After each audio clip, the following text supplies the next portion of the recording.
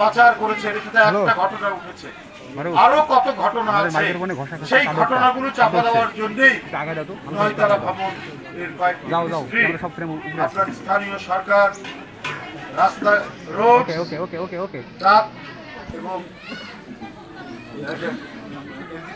স্থানীয় সরকার এবং ট্রাক, তার মিনিস্ট্রি,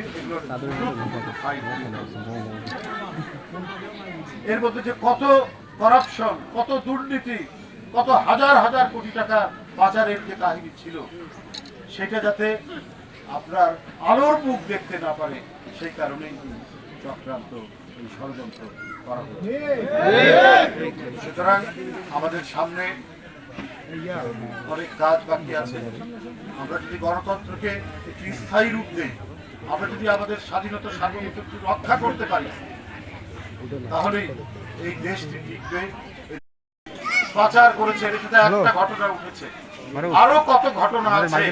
সেই ঘটনাগুলো চাপা দেওয়ার জন্যই নয়তলা ভবন এর কয়েকটি আপনার স্থানীয় সরকার রাস্তা, রোড, ট্রাক এবং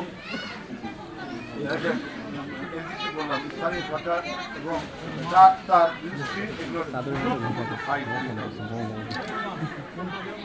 এর মধ্যে যে কত করাপশন, কত দুর্নীতি, কত হাজার হাজার কোটি টাকা পাচারের যে কাহিনী ছিল, সেটা যাতে আপনার আলোর মুখ দেখতে না পারে, সেই কারণেই চক্রান্ত, এই ষড়যন্ত্র করা হয়েছে।